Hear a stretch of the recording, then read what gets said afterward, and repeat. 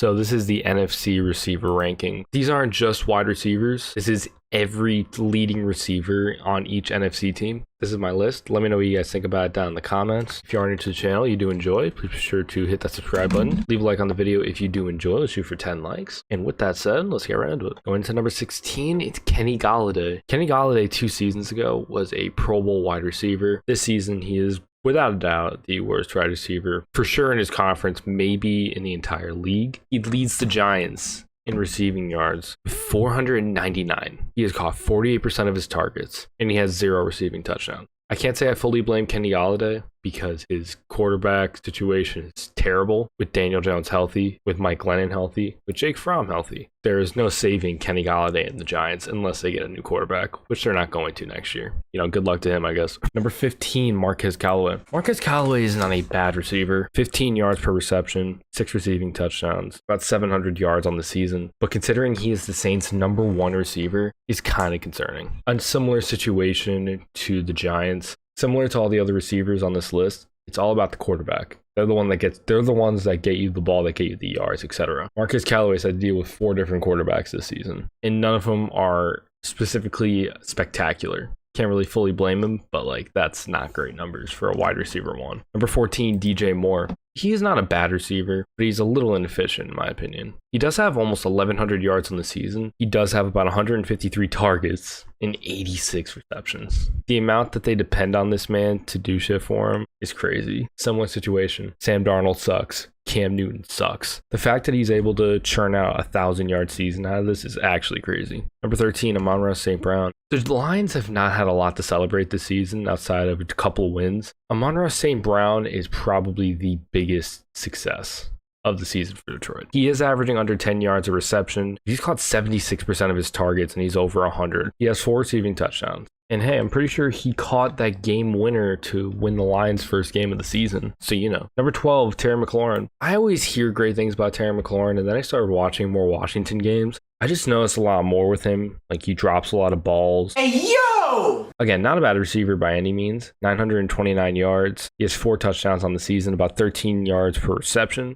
It seems a little inefficient, in my opinion. Number 11, Christian Kirk. I expected DeAndre Hopkins to be the leading receiver for the Cardinals, but even though he played 10 games, he only had about 500 yards. Christian Kirk has played every single game up to this point. He has caught 75% of his targets, 900 yards, 5 total touchdowns, and 13 yards a catch. The Cardinals are very diverse with their passing as well. They have Kirk, they have AJ Green, they have D-Hop when he's healthy, as well as their running back, Zach Ertz. Like, they have a lot of options, and it's honestly impressive that he was able to churn out this much considering how stacked his receiving core is. Number 10, Devonta Smith. Former Heisman winner, has been putting out an insane season for a rookie anyways, especially with a guy like Jalen Hurts, who is more run heavy for himself. 61% of his targets were caught, 875 yards, 14 yards a catch, 5 receiving touchdowns total, and the Eagles have clinched a playoff spot. I'm not saying this is all because of Devonta Smith, but he's for sure had a huge part in it. By the way, in my quarterback video, I did forget about Devonta Smith, so my bad. Number 9, Darnell Mooney. Darnell Mooney's in a similar situation that DJ Moore's in, where he's basically the only target that they throw to. He's caught 56% of his targets. He does have about 900 yards. He has 4 receiving touchdowns, 13 yards per reception. And honestly, it's not even close. I'm pretty sure second place is either Allen Robinson or Cole Kmet. I forgot to look though.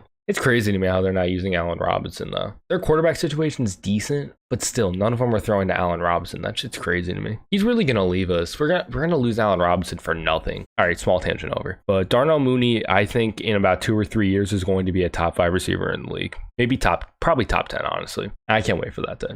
Number 8, Tyler Lockett. Tyler Lockett's kind of an inconsistent player, but regardless, he puts up insane stats. It really does depend on if Russell Wilson wants to throw it to him or DK Metcalf. I'm convinced he kind of flips a coin and just decides then. He's got 67% of his targets, has about 1,100 receiving yards on the season, has 6 receiving touchdowns, and gets 16 yards per catch. Again, Tyler Lockett's good when he's consistent, but the thing is like they're never really consistent. Like they have 2 undisputed wide receiver ones, and they just decide each week between which one. Number 7, Kyle Pitts. I honestly wanted to rank Kyle Pitts higher, but there's a lot of talent on this. But I have to put Kyle Pitts like this high. He is having, honestly, a fantastic season. One of the best seasons that a Falcons receiver has had since Julio Jones, around like the time that the Falcons were actually a good playoff team. 63% caught of his targets. has over 1,000 yards. He is only the second rookie tight end to do so. He is averaging 15 yards a catch. Does only have 1 touchdown, but he is also a Pro Bowler. Falcons weren't even this bad. They're a few pieces away from being like a consistent playoff team. In my opinion, a good quarterback. Their defense needs to improve, etc.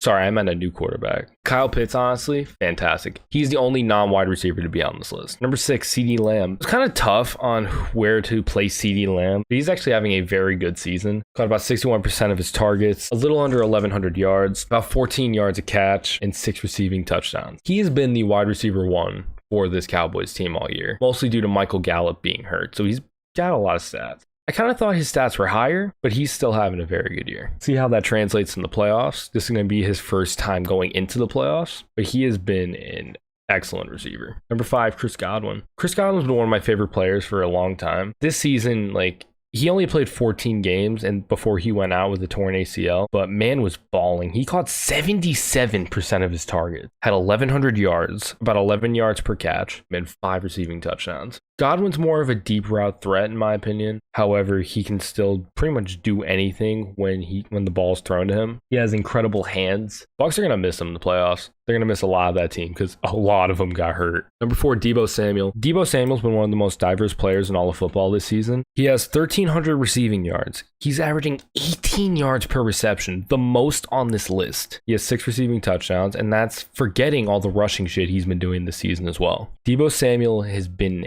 amazing. One of the most fun players to watch in football right now. Not the most, but one of. Can't wait to see what the Niners do in the playoffs if they end up making it there. Number 3, Justin Jefferson. Justin Jefferson took his excellent rookie season and improved on it even more. The Vikings, he was undisputedly the Vikings wide receiver 1. 160 targets. He caught 103 of them. Over 1,500 yards.